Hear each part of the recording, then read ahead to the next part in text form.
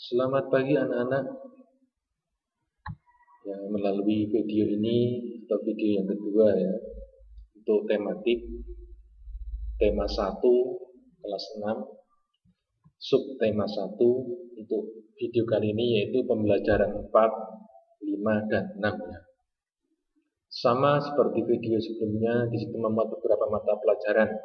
Yang pertama itu muatan pembelajaran IPA. Di sini kita akan belajar tentang manfaat tumbuhan. Manfaat tumbuhan itu apa saja? Yang pertama adalah apa? Penghasil oksigen dan mengurangi karbon dioksida. Nah, kalau ada hutan di Indonesia ya, itu kan di Kalimantan itu sebagai paru-paru dunia. Kemudian yang kedua, sebagai tempat hidup tanaman dan hewan. Itu contohnya misalnya tempat hidup tanaman. Jadi misalnya di lingkungan kalian saja, di situ ada pohon mangga. Biasanya di situ kadang dijumpai tanaman yang hidup di pohon mangga, yaitu benalu. Itu contoh salah satunya ya. Kemudian yang ketiga, sebagai produsen atau penghasil makanan. Misalnya beras itu dihasilkan dari padi, buah-buahan, sayur-sayuran dan masih banyak lainnya lagi. Yang keempat, menangkap zat-zat pencemar dan limbah industri ya. Dan yang kelima, itu sebagai tempat perkembangbiakan hewan. Kalian bisa mungkin sering menjumpai di lingkungan kalian juga ada, kadang di pohon-pohon di sekitar tempat tinggal kalian ada sarang burung kan. Nah, jadi itu sebagai salah satu tempat perkembangbiakan hewan. Berikutnya, untuk muatan pelajaran IPS-nya, di situ menjelaskan tentang keadaan geografis Asia Tenggara ya. Jadi seperti yang kita ketahui, sebagian besar kawasan Asia Tenggara beriklim tropis dengan curah hujan tinggi dan suhu udara panas ya. Ya, seperti yang kita rasakan di sini ya, di Indonesia ya, kurang lebih untuk kawasan Asia Tenggara, negara-negara dan Indonesia sama seperti yang terdapat di negara kita. Kemudian yang kedua, hampir semua wilayah di Asia Tenggara memiliki laut ya, hampir semuanya memiliki laut. Dan cuma ada satu negara yang di situ negaranya tidak memiliki lautan atau perairan laut ya, yaitu Laos. Karena dia negara yang terletak di antara negara-negara yang lain, di tengah-tengah itu ya. Makanya tidak memiliki lautan. Kemudian laut bagi Asia Tenggara, penduduk Asia Tenggara memberikan banyak manfaatnya. Yang pertama, menghasilkan ikan dan hasil laut lainnya ya. Selain ikan ada banyak lagi. Kemudian sebagai jalur transportasi ya, di Indonesia juga ini ada banyak sekali. Ketika yang tinggal di Jawa, ketika mau berkunjung ke Kalimantan atau ke Sumatera, bisa juga melalui transportasi laut, naik kapal ya. Kemudian manfaat laut juga sebagai apa? Objek wisata. Selanjutnya juga sebagai penghasil bahan tambang, itu minyak dan gas bumi ya, itu. Kemudian berikutnya untuk muatan yang ketiga yaitu mata pelajaran PKN ya. Setelah di pembelajaran sebelumnya tentang pengamalan sila pertama dan kedua, di pembelajaran 4 sampai 6 ini akan menjelaskan tentang pengamalan Pancasila sila ketiga. Nah, apa saja itu? Yang pertama, menjaga persatuan dan kesatuan dalam masyarakat. Kemudian yang kedua, mengutamakan kepentingan umum di atas kepentingan pribadi dan golongan, ya. Tidak individualis, tidak apa namanya? Jadi tidak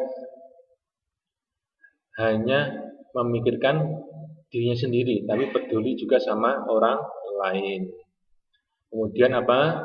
Yang ketiga, rela berkorban untuk kepentingan bangsa. Dan berikutnya juga ada cinta tanah air. Kemudian bangga sebagai bangsa Indonesia. Itu bagian dari wujud cinta tanah air, itu bangga sebagai bangsa Indonesia. Kemudian suka dengan produk-produk dalam negeri, itu juga bisa, ya. Kemudian tidak memusuhi suku tertentu, ya. Yang orang Jawa tidak membenci orang Sumatera, ya. Yang orang Sunda tidak membenci orang Papua dan sebagainya, ya. Jadi tidak memusuhi suku tertentu. Kemudian membela tanah air. Jadi, tadi bagian dari cinta tanah air, nantinya membela tanah air. Dan yang terakhir apa?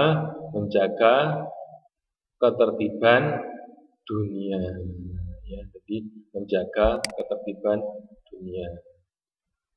Kemudian muatan yang keempat yaitu bahasa Indonesia. Ya. Ini untuk bahasa Indonesia materinya masih sama, yaitu tentang ide pokok. Ya. Di ide pokok atau gagasan utama adalah sebuah topik yang akan dibahas dalam sebuah paragraf. Fungsi ide pokok sebagai topik pembahasan.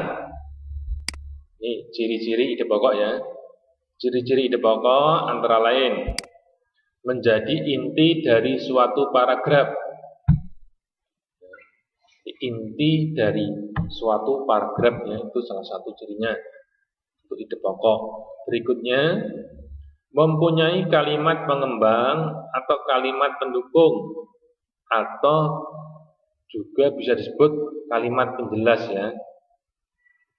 Di ide pokok itu memiliki kalimat pengembang atau kalimat penjelas atau kalimat pendukung. Berikutnya bisa berupa alasan yang menguatkan atau juga penjelas.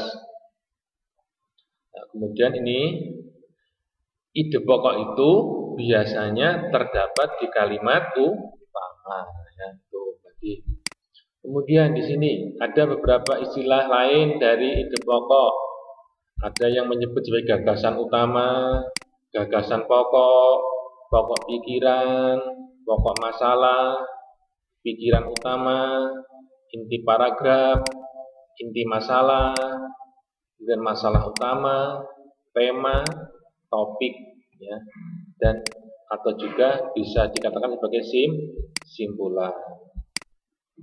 Kemudian untuk menemukan ide pokok dari sebuah paragraf itu ada langkah-langkahnya. Yang pertama, membaca teks dengan seksama, dengan intensif, ya, seksama. Jadi membacanya tidak hanya sekilas, ya, tapi dibaca dengan sungguh-sungguh dan seksama, ya. Kemudian yang kedua, mengubah kalimat utama menjadi lebih lengkap. Jadi beda, ya, antara kalimat utama dan ide pokok, ya. Kalau ide pokok itu dari kalimat utama diubah menjadi lebih lengkap dan lebih sederhana kalimatnya, ya.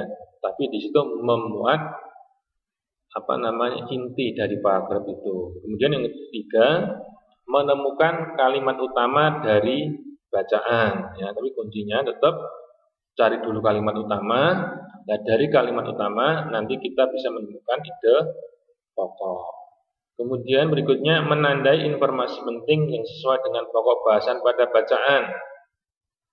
Dan terakhir, membaca kembali bacaan dengan teliti sampai menemukan ide pokok. Ya, demikian penjelasan ya untuk pembelajaran 4 sampai 6. Nanti kalian bisa sambil membaca lagi ya untuk buku tema satunya. Sekian, semoga bermanfaat. Terima kasih.